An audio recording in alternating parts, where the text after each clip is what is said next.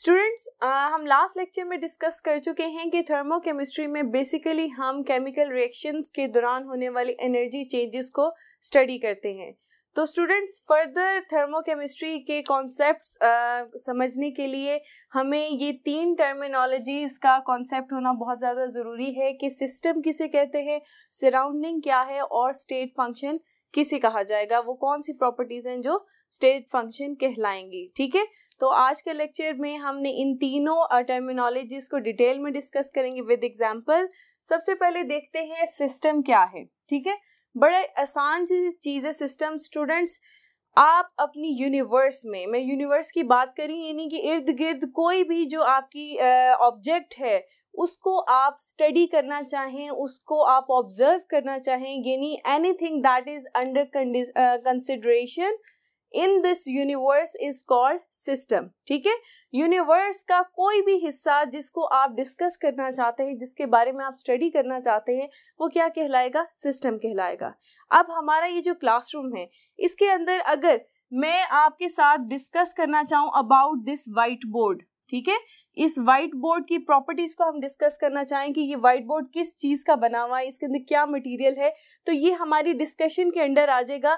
तो that will become our system. ठीक है, क्योंकि हम इस व्हाइट बोर्ड को क्या करना चाह रहे हैं? डिस्कस करना चाह रहे हैं। ठीक है, इसी तरह से स्टूडेंट्स, आप देखेंगे कि ये लैब है और टेबल के ऊपर आप देख सकते हैं कि फ्लास्क के अंदर कॉपर सल्फेट का सोल्यूशन पड़ा हुआ है। ठीक है, अब इस कॉपर सल्फेट के सोल्यूशन के अंदर हम जिंक ऐड करवाते हैं और देखना चाहते हैं कि रिएक्शन क्या होगा। अब हम इस पूरी लैब में किसको ऑब्जर्व करें? फ्लास्क को ऑब्जर्व करें। ठीक है, उसके अंदर मौजूद लिक्विड के अंदर चेंजेस को ऑब्जर्व करें कि जब हमने उसके अंदर जिंक डाला, कॉपर सल्फेट सॉल्यूशन के अंदर जिंक डाला, तो हम ऑब्जर्व करते हैं कि कलर चेंज हो गया है, ब्लू कलर से ट्रांसपेरेंट कलर हो गया है, यानी हम इस चेंज को ऑब्जर्व कर रहे हैं। तो इस पूरी लैब में हमारा सिस्टम क्या होगा? That will be the liquid in the container. ठीक है, फ्लास्क के अंदर जो लिक्विड है वो हमारा क्या बन जाएगा? सिस्टम बन जाएगा, क्योंकि हम उस लिक्विड के अंदर होने वाली चेंजेस को स्टडी कर रहे हैं। ठीक है, तो basically any part of the universe that is under study, under consideration is called the system. ठीक है, डिफाइन करते हैं सिस्टम को। एनी पोर्शन और you can say part of the universe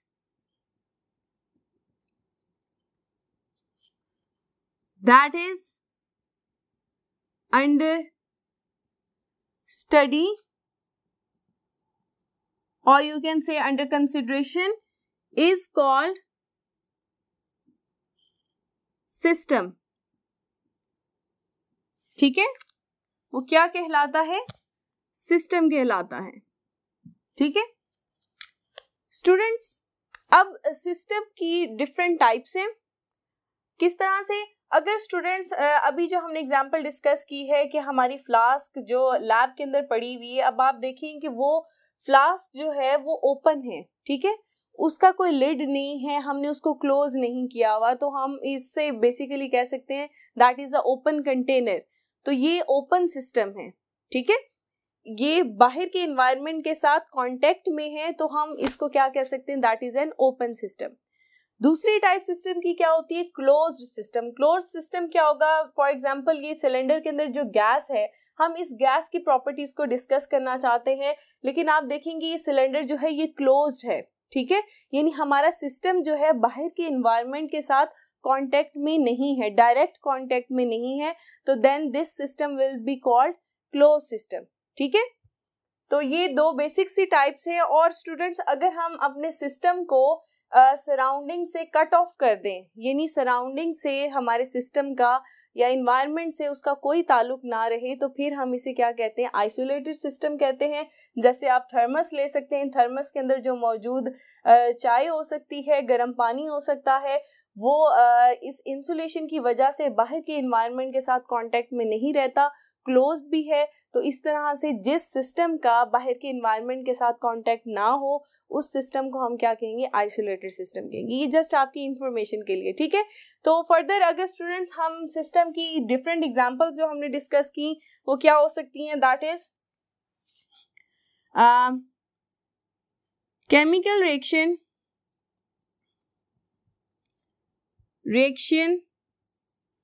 taking place in a lab, ठीक है, इन अ flask, ठीक है, जो कि जिसकी हमने एग्जांपल दी थी कॉपर सल्फेट और जिंक का आपस में रिएक्शन हुआ था और क्या बन गया था, जिंक सल्फेट और कॉपर एज सॉलिड डिपॉजिट हो गया था और सॉल्यूशन का कलर क्लियर हो गया था, ठीक है। ये हमारी फर्स्ट एग्जांपल आ गई। सेकंड एग्जांपल हमने क्या कहा था, any object in the classroom, ठीक है, you can say board in the classroom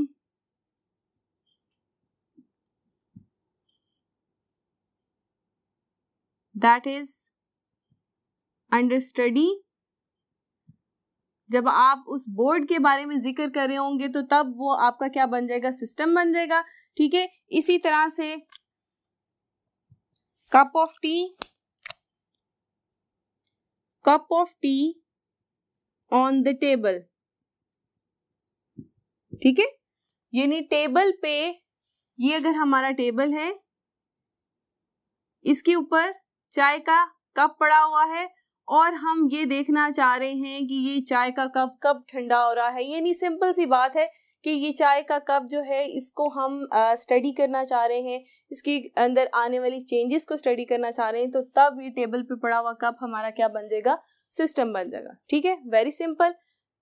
any part or any object in this universe that is under study and consideration that is called our system, ठीक है, clear हो गया। Next बात आती है surrounding की। What is surrounding? The rest of part of the universe, यानी universe का बाकी हिस्सा जो सिस्टम को सराउंड करता है, या आप कह लेंगे जो सिस्टम से कांटेक्ट में होता है, दैट इज कॉल्ड सराउंडिंग, ठीक है। पहली बात, सिस्टम वो जिसको आप स्टडी करना चाहते हैं, और यूनिवर्स का वो बाकी तमाम हिस्सा जो कि सिस्टम से कांटेक्ट में है, that is called its surrounding. उसको हम स्टडी नहीं कर रहे, स्टडी वाला पार्ट सिस्टम कहलाएगा और जो सिस्टम को चीजें सराउंड करें वो क्या कहलाएंगी, उसकी सराउंडिंग कहलाएंगी। किस तरह से देखते हैं स्टूडेंट्स, जो हमने कॉपर सल्फेट वाली एग्जांपल ली थी फ्लास्क के अंदर, इस लिक्विड को जब हम स्टडी कर रहे थे तो ये हमारा सिस्टम था। अब इसकी सराउंडिंग क्या होगी? अब स्टूडेंट्स आप देखें, ये फ्लास्क जिस टेबल पे पड़ा है दैट इज इट्स सराउंडिंग। इसके इर्द गिर्द ये माइक्रोस्कोप, बुक्स हैं और एयर जो मौजूद है, हत्ता कि वो भी क्या है, इसकी सराउंडिंग है। इस फ्लास्क की वॉल्स भी सराउंडिंग में शामिल होंगी, क्योंकि हम जिस चीज को स्टडी कर रहे थे that was liquid in the flask, ठीक है। फ्लास्क नहीं स्टडी कर रहे थे, इसलिए फ्लास्क भी हमारी सराउंडिंग में इंक्लूड होगी, ठीक है। इसी तरह से स्टूडेंट्स, इस टेबल पे जो हम कहते हैं कप पड़ा हुआ है, अब कप की क्या सराउंडिंग है, एयर है, टेबल है, ठीक है। तो ये क्या चीजें होंगी, ये इसकी सराउंडिंग होगी, ठीक है। तो how can we define surrounding? Around the system remaining part of the universe is called its surrounding, ठीक है। सिस्टम के अलावा यूनिवर्स का जितना बाकी पार्ट होगा वो क्या कहलाएगा, वो सराउंडिंग कहलाएगा, ठीक है। तो हमारे पास कॉपर सल्फेट और जिंक का जब रिएक्शन फ्लास्क में हो रहा था, ठीक है, इन दिस केस इसकी सराउंडिंग क्या थी? All the things in the lab except liquid in the flask, ठीक है। फ्लास्क के लिक्विड को छोड़ के लैब के अंदर जितनी चीजें थी, जिसमें एयर थी, टेबल था, बुक्स थी, माइक्रोस्कोप थी, वो सब क्या बन जाएंगी, इसकी सराउंडिंग बन जाएंगी, ठीक है। अब स्टूडेंट्स, सिस्टम और सराउंडिंग को कौन सी चीज डिफरेंशिएट करती है, उसे हम क्या कहते हैं, बाउंड्री कहते हैं। आइए फर्दर बाउंड्री के बारे में डिस्कस करते हैं। बाउंड्री, अभी हमने क्या बताया, boundary is a real or imaginary line that separates system from its surrounding is called boundary. ठीक है, तो बाउंड्री क्या हुई कि ये एक रियल लाइन भी हो सकती है और एक इमेजिनरी लाइन हो सकती है जो सिस्टम और उसकी सराउंडिंग को सेपरेट करे। ये अगर हमारा सिस्टम है, दैट इज आवर सिस्टम, इसके बाहर क्या है, सराउंडिंग है। तो जो चीज या जो लाइन वो इमेजिनरी भी हो सकती है, रियल भी हो सकती है, सिस्टम और सराउंडिंग को डिफरेंशिएट करे, उसे हम क्या कहते हैं, बाउंड्री कहते हैं। ठीक है, अब ये बाउंड्री रियल कब होगी और इमेजिनरी कब होगी, इसको डिस्कस करते हैं। स्टूडेंट्स, आप देख सकते हैं कि अभी जो हमने फ्लास्क में रिएक्शन पढ़ा था, ये हमारी फ्लास्क जो है ये सराउंडिंग एनवायरनमेंट के साथ कांटेक्ट में है, ओपन है। ठीक है, इसे हमने ओपन सिस्टम कहा था। तो यहाँ पर जो बाउंड्री है that will be an imaginary line. ठीक है, ये लिक्विड की जो सरफेस होगी वो एक बाउंड्री के तौर पे एक्ट करेगी। और आप देखें यहाँ पर कोई चीज नहीं है या आप कह लेंगे कोई मटेरियल नहीं है जो सिस्टम और सराउंडिंग को सेपरेट करे, इसलिए हम लिक्विड की सरफेस को इमेजिनरी बाउंड्री कंसिडर करते हैं। ठीक है, इस सरफेस से नीचे नीचे हमारा सिस्टम है और इस सरफेस से ऊपर ऊपर हमारी क्या है, सराउंडिंग है, that is air and all rest of the part of the universe. ठीक है, अब दूसरी बात, अगर हम रियल बाउंड्री की बात करें, रियल बाउंड्री हम क्लोज सिस्टम में ऑब्जर्व कर सकते हैं। क्लोज सिस्टम हमने क्या लिया था, एक गैस सिलेंडर लिया था जिसके ऊपर पिस्टन मौजूद है। अब आप देखें ये क्लोज सिस्टम की एग्जाम्पल थी। ठीक है, अब क्लोज सिस्टम है, इसका मतलब है कि इसके ऊपर एक लिड मौजूद है। Gas is our system. ठीक है, और ये सिस्टम सराउंडिंग से किस तरह से सेपरेट हुआ हुआ है, इस लिड की मदद से सेपरेट हुआ हुआ है। तो ये लिड क्या एक्ट कर रही है, एज रियल बाउंड्री। ठीक है, जब कोई ऑब्जेक्ट सिस्टम और सराउंडिंग को सेपरेट करे तो वो हम उसे कह देते हैं रियल बाउंड्री। अगर कोई भी चीज नहीं है तो हम फिर लिक्विड की सरफेस को ही as an imaginary boundary consider कर रहे हैं। ठीक है students, that was the concept about boundary. Boundary is simple and real or imaginary line that separates system from its surrounding। ठीक है, बड़ा आसान सा कॉन्सेप्ट था बाउंड्री का। नेक्स्ट हमारे पास आता है what is a state function. Students, state function को समझने से पहले हमें ये देखना होगा कि स्टेट क्या है। स्टूडेंट्स, जब हम अपने सिस्टम को डिस्क्राइब करते हैं कि उसकी कंडीशन क्या है, तो वो क्या कहलाती है, सिस्टम की स्टेट कहलाती है। ठीक है, वो सिस्टम के अंदर चेंज आने से पहले की कंडीशन भी हो सकती है और सिस्टम में चेंज आने के बाद की कंडीशन भी हो सकती है। ठीक है, एग्जाम्पल लेते हैं कि अगर मैंने ये गैस सिलेंडर लिया है और गैस सिलेंडर क्लोज्ड है, इसके ऊपर पिस्टन लगी हुई है, इसका वॉल्यूम क्या है, 1 dm³ है। ठीक है, और इसका टेम्परेचर क्या है, 25 डिग्री सेंटीग्रेड है। तो ये मेरे सिस्टम की क्या हुई है, इनिशियल स्टेट है। ठीक है, अभी इसके अंदर कोई चेंज नहीं आया, तो मैंने इसकी कंडीशन डिस्क्राइब की है, that is my state of my system, 25 degree centigrade and 1 dm³ volume of gas. अब हम इस सिलेंडर को हीट कराते हैं, गैस की हीटिंग की वजह से क्या हो रहा है, वॉल्यूम इंक्रीज कर रहा है, वॉल्यूम चेंज हो रहा है, यानी सिस्टम के अंदर चेंज आया है, तो कंडीशंस चेंज हो गई। अब फाइनल कंडीशन क्या आप कह लेंगे, final state after that change क्या हुई, टेम्परेचर बढ़ गया, 25 डिग्री सेंटीग्रेड से 100 डिग्री सेंटीग्रेड हो गया और वॉल्यूम भी चेंज हो गया। इसका मतलब है कि अब मैं जो कंडीशन डिस्क्राइब करी हूं that is after that change, तो ये मैं क्या कह सकती हूँ, that is the final state of my system. इसका मतलब स्टेट क्या हुई, इसको हम कुछ इस तरह से लिख सकते हैं, the description of a system before and after a change is called state। ठीक है, एक आप इस तरह से भी इसको डिफाइन कर सकते हैं, यानी कि सिंपल स्टेट क्या है कि सिस्टम की डिस्क्रिप्शन है, उसके बारे में इंफॉर्मेशन है बिफोर और after change in the system. ठीक है, इसको हम एक और तरीके से भी डिस्क्राइब कर सकते हैं, that is the current condition of a system is called state. ठीक है, करंट कंडीशन से क्या मुराद है कि आप चेंज आने के बाद की स्टेट बयान कर रहे हैं, ये चेंज आने से पहले। अगर चेंज हो चुका है तो फिर आप फाइनल स्टेट की कंडीशंस को डिस्क्राइब कर रहे होंगे, और अगर अभी सिस्टम में चेंज नहीं आया तो फिर आप क्या कहेंगे कि that is the initial state. ठीक है, तो इस वजह से current condition of a system is also called state. अब स्टेट फंक्शन क्या है उसकी तरफ बढ़ते हैं।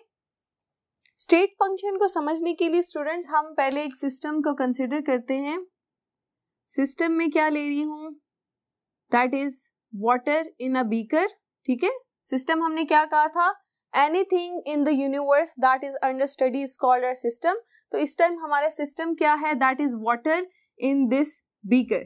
ठीक है, अब इस सिस्टम की स्टेट क्या है, यानी इसकी कंडीशंस क्या हैं वो हम लिख लेते हैं। इसकी कंडीशन क्या है, टेम्परेचर इसका 25 डिग्री सेंटीग्रेड है, प्रेशर इसका 1 एटमॉस्फेयर है। ठीक है, वॉल्यूम भी लिख लेते हैं, से 1 dm³ इसका वॉल्यूम है। तो ये बेसिकली क्या हो गई है, सिस्टम की इनिशियल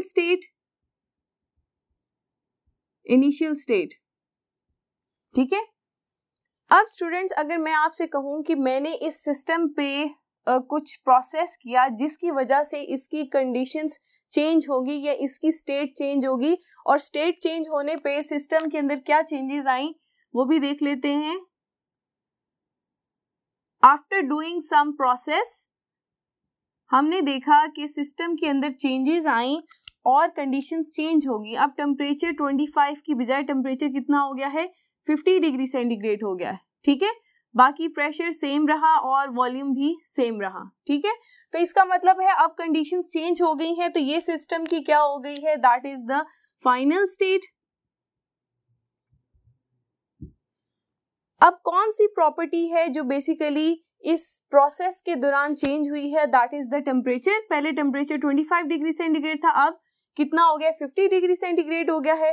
तो इस चेंज को काउंट करने के लिए हम इस प्रॉपर्टी का या टेम्परेचर का डिफरेंस लेंगे, delta T, that is equal to T2 minus T1। इधर T1 क्या है 25 डिग्री सेंटीग्रेड और T2 क्या है 50 डिग्री सेंटीग्रेड। ठीक है, न्यू टेम्परेचर। तो चेंज इन टेम्परेचर हमारे पास कितना आ गया है, दैट इज 25 डिग्री सेंटीग्रेड।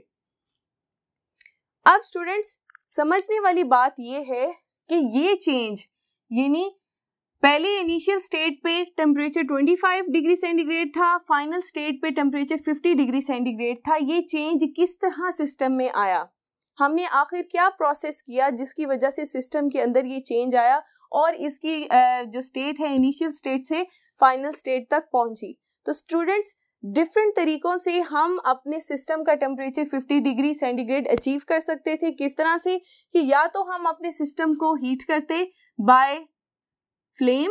ठीक है, अगर मैं इसको फ्लेम प्रोवाइड करती तो पानी का टेम्परेचर जो है वो बढ़ जाता, या एक तो ये हो गया ना पाथ 1 या पाथ ए आप कह लें। दूसरा क्या पॉसिबिलिटी हो सकती है कि हॉट सराउंडिंग, जो सराउंडिंग एनवायरनमेंट था वो बहुत ज्यादा हॉट था, गर्म था, जिसकी वजह से सराउंडिंग में से हीट जो है वो सिस्टम के अंदर एंटर होती गई और उसका टेम्परेचर जो है वो 50 डिग्री सेंटीग्रेड तक पहुंच गया।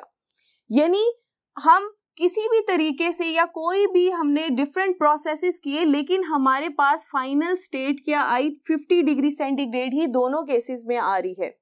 तो इसका मतलब स्टूडेंट्स ऐसी सिस्टम की प्रॉपर्टीज जो कि सिस्टम की इनिशियल और फाइनल स्टेट पे डिपेंड करें, ना कि किस तरीके से वो स्टेट अचीव की गई है इस पे डिपेंड ना करें, तो इस तरह की प्रॉपर्टीज को हम क्या कहते हैं, स्टेट फंक्शंस कहते हैं। एक और एग्जाम्पल से इसको समझते हैं ताकि हमारा कॉन्सेप्ट क्लियर हो सके। स्टूडेंट्स, आपके सामने ये 3 डिफरेंट माउंटेन्स हैं जिनकी डिफरेंट हाइट्स हैं और हमने इन्हें P1, P2 और P3 से डोनेट किया हुआ है। आप देख सकते हैं कि ग्राउंड लेवल पर एक शख्स खड़ा हुआ है जिसका टारगेट है कि वो P1 पॉइंट पे पहुंचना चाहता है। अब हम ये स्टडी करना चाहते हैं कि अगर ये शख्स ग्राउंड लेवल से P1 पॉइंट पर पहुंचेगा डिफरेंट पाथ को फॉलो करते हुए, तो क्या माउंटेन की हाइट जो है वो चेंज हो जाएगी। आइए देखते हैं स्टूडेंट्स, जब ये शख्स ग्राउंड लेवल से A पॉइंट से B पॉइंट की तरफ हाइकिंग करता हुआ गया तो हमने देखा कि माउंटेन की हाइट जो मेजर हुई वो कितनी है, H1। इसी तरह से स्टूडेंट्स, जब इस शख्स ने दोबारा से हाइकिंग स्टार्ट की, अब ये रास्ता बदल कर जा रहा है, A पॉइंट से C पॉइंट की तरफ मूव कर रहा है और फिर आपका हमारा जो B पॉइंट था या आप कह लें P1 पॉइंट है वहां पर पहुंचा, तो पाथ चेंज करने पे माउंटेन की हाइट को कोई फर्क नहीं पड़ा, उतनी ही हाइट आई है, दैट इज H1 हाइट। ठीक है, इसका मतलब है कि height is a state function, वो पाथ पे डिपेंड नहीं करी कि एक शख्स किस रास्ते से उस पॉइंट तक पहुंचा है, वो इस यानी माउंटेन की हाइट पे उसका कोई फर्क नहीं पड़ेगा। तो स्टूडेंट्स, सिस्टम की वो प्रॉपर्टीज जो कि सिर्फ सिस्टम की इनिशियल और फाइनल स्टेट से कंसर्न रखती हों, उनका ताल्लुक सिर्फ इनिशियल की सिस्टम की इनिशियल स्टेट क्या थी और चेंज आने के बाद सिस्टम की फाइनल स्टेट क्या है, उसके ऊपर डिपेंड करें और इस चीज पे डिपेंड ना करें कि ये चेंज किस रास्ते से होकर आया है। तो इस तरह की प्रॉपर्टीज को हम क्या कहते हैं, स्टेट फंक्शन कहते हैं। ठीक है, अब स्टूडेंट्स, जब ये शख्स पाथ ए फॉलो करते हुए पहुंचा था P1 पॉइंट पे, यानी A पॉइंट से B पॉइंट की तरफ ट्रेवल किया था, तो वर्क डन यानी जितनी एनर्जी इसे इस्तेमाल करनी पड़ी वो कम थी, क्योंकि डिस्टेंस ट्रेवल क्या था, थोड़ा था। A से B पॉइंट की तरफ जाते हुए डिस्टेंस कम था, जब ये पाथ B को फॉलो करते हुए गया तो अब डिस्टेंस बढ़ गया। A पॉइंट से C पॉइंट पे फिर B पॉइंट तक गया तो अब डिस्टेंस बढ़ गया। इसका मतलब है कि वर्क डन भी ज्यादा था इस पाथ में। तो इसका मतलब है कि वर्क डन को हम स्टेट फंक्शन नहीं कह सकते, क्योंकि ये तो पाथ चेंज कर देने से इसकी वैल्यू चेंज हो जाती है। तो work done is not a state function. ठीक है, स्टेट फंक्शन वही होंगी जो सिस्टम की इनिशियल और फाइनल स्टेट पे डिपेंड करेगी उसकी वैल्यू कि सिस्टम की इनिशियल स्टेट क्या थी और फाइनल स्टेट क्या थी। ठीक है, पाथ पे डिपेंड नहीं करेगी, that is independent of the path followed. ठीक है स्टूडेंट्स, इसी तरह से एक और एग्जांपल देखते हैं कि अगर हम एक गैस सिलेंडर लेते हैं जिसके ऊपर पिस्टन मौजूद है। ठीक है, अब इस गैस को अगर हम इसके ऊपर कोई प्रोसेस करवाएं तो इसका वॉल्यूम चेंज होगा। पहले इनिशियल वॉल्यूम क्या था, V1 था, फाइनल वॉल्यूम क्या हो गया, V2 हो गया। Delta V is the volume change. अब ये वॉल्यूम चेंज किस तरह से आ सकता है, 2 तरीकों से आ सकता है। या तो हम इस गैस को हीट करते तो इसका वॉल्यूम इंक्रीज होता, या स्टूडेंट्स दूसरा तरीका ये हो सकता था कि अगर हम प्रेशर कम कर दें, इस गैस के ऊपर जितना प्रेशर था वो हमने रिड्यूस कर दिया, तब भी वॉल्यूम इंक्रीज होता है। तो स्टूडेंट्स, अगर आप दोनों केसेस में कंपेयर करें, टेम्परेचर बढ़ाने से और प्रेशर घटाने से जो वॉल्यूम चेंज आया है वो इक्वल है। इट्स मीन कि change in volume is a state function. ठीक है, यानी वो पाथ पे डिपेंड नहीं किया कि आपने आया कि टेम्परेचर बढ़ाने से वॉल्यूम को इंक्रीज किया है या प्रेशर घटाने से सिस्टम के वॉल्यूम को बढ़ाया है। तो ये इस पे डिपेंड नहीं कर रहा, ये सिर्फ सिस्टम की इनिशियल और फाइनल स्टेट पे डिपेंड कर रहा है कि पहले सिस्टम का वॉल्यूम कम था, अब सिस्टम का वॉल्यूम जो है वो बढ़ गया है। इट्स मीन कि volume is a state function. तो आइए स्टूडेंट्स, स्टेट फंक्शन को डिफाइन करते हैं। डेफिनेशन लिखेंगे हम इसकी।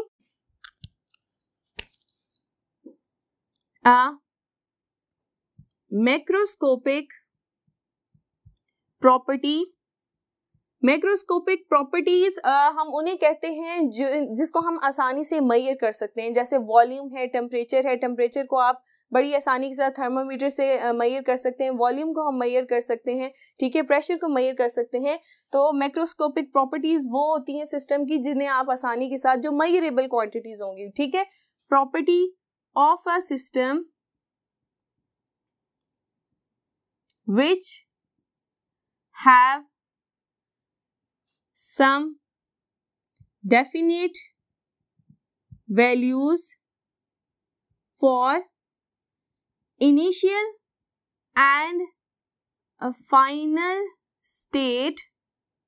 ठीक है, यानी ये वो मैक्रोस्कोपिक प्रॉपर्टीज एंड सिस्टम की जिनकी डेफिनेट वैल्यूज होती हैं किसके लिए, सिस्टम की इनिशियल या फाइनल स्टेट के लिए, ठीक है, and which do not you can say which is independent of the path adopted to bring that change is called state function.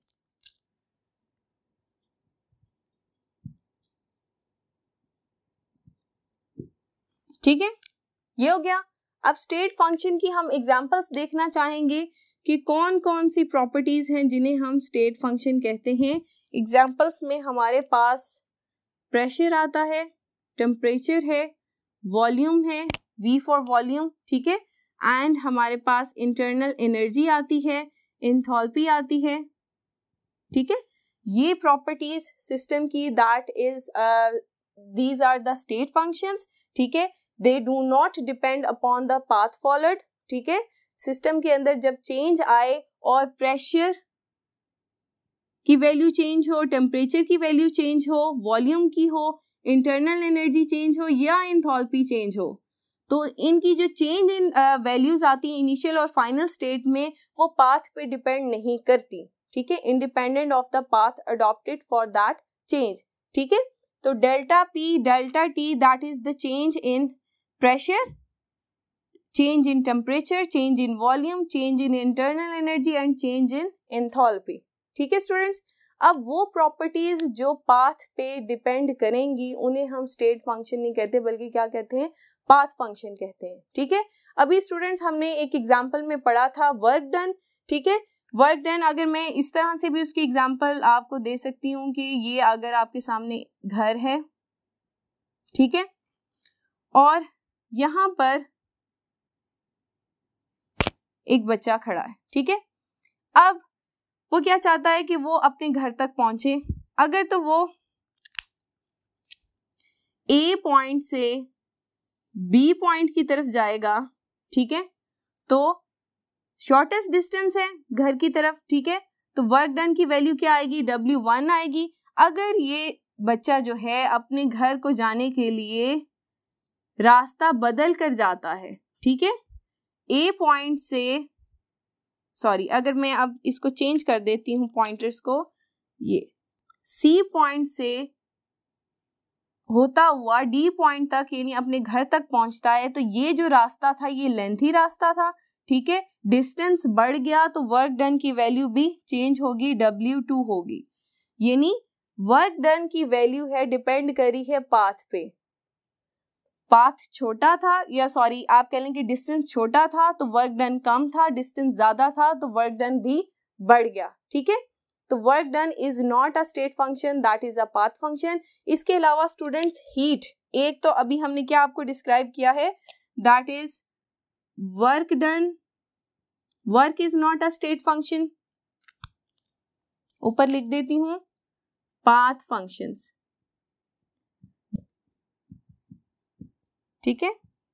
ऐसी प्रॉपर्टीज जो पाथ चेंज कर देने से उनकी वैल्यूज चेंज हो जाती हैं उन्हें हम क्या कहते हैं, पाथ फंक्शन कहते हैं। इसी तरह से सेकंड प्रॉपर्टी है दैट इज ऑफ हीट, ठीक है। हीट, हीट क्या है, हीट के साथ स्टूडेंट्स हम हमेशा हीट फ्लो लगाते हैं कि हीट फ्लो करती है इनटू और आउट ऑफ द सिस्टम, ठीक है। और हीट कब फ्लो करती है, जब हमारा सिस्टम जो है वो एक और आप कह लें कि सिस्टम जो है सराउंडिंग के साथ कांटेक्ट में आता है या किसी और ऑब्जेक्ट के साथ कांटेक्ट में आए। अगर हमारे सिस्टम से उस बॉडी का या उस ऑब्जेक्ट का टेम्परेचर कम होगा तो सिस्टम में से हीट जो है उस ऑब्जेक्ट की तरफ फ्लो कर जाती है। किस तरह से, अगर मैं आपको कहती हूँ कि ये दिस इज आवर सिस्टम, ठीक है, और इसका टेम्परेचर जो है इसके सामने आने वाली ऑब्जेक्ट से ज्यादा है, ठीक है, टेम्परेचर इसका ज्यादा है, तो क्या होगा, सिस्टम, हमारे सिस्टम में से जो हीट है वो इस कोल्डर बॉडी में ट्रांसफर होना शुरू हो जाएगी, ठीक है। लेकिन अगर हमारा यही सिस्टम जो है ये किसी इस तरह की ऑब्जेक्ट के साथ कांटेक्ट में आए जिसका टेम्परेचर हमारे सिस्टम से भी ज्यादा है, तो फिर क्या होगा कि हीट फ्लो जो है वो सराउंडिंग से सिस्टम के अंदर एंटर होना शुरू हो जाएगी, ठीक है। कब होगी? जब सिस्टम किसी हॉट बॉडी के साथ कांटेक्ट में आएगा। इसका मतलब है कि हीट फ्लो जो है वो कांस्टेंट नहीं होता, कंडीशंस चेंज कर देने से हीट फ्लो जो है वो डिफरेंट हो जाता है। सिस्टम में से कभी भी सेम अमाउंट का हीट फ्लो नहीं होगा। इट्स मीन कि heat flow is not a state function, it is a path function, ठीक है। कंडीशंस चेंज कर देने से इसकी या आप कह लें कि डिफरेंट पाथ अडॉप्ट करने से इसकी जो वैल्यू है वो सेम नहीं रहती, चेंज हो जाती है। That is why heat is not a state function. आज के लेक्चर स्टूडेंट्स हम अपना यहाँ पर ख़त्म करते हैं। आज के लेक्चर में हमने सिस्टम, सराउंडिंग और स्टेट फंक्शन के कॉन्सेप्ट को क्लियर किया है। उम्मीद है स्टूडेंट्स आपके कॉन्सेप्ट्स क्लियर होंगे। अपना बहुत सा ख्याल रखिए। अल्लाह हाफिज़।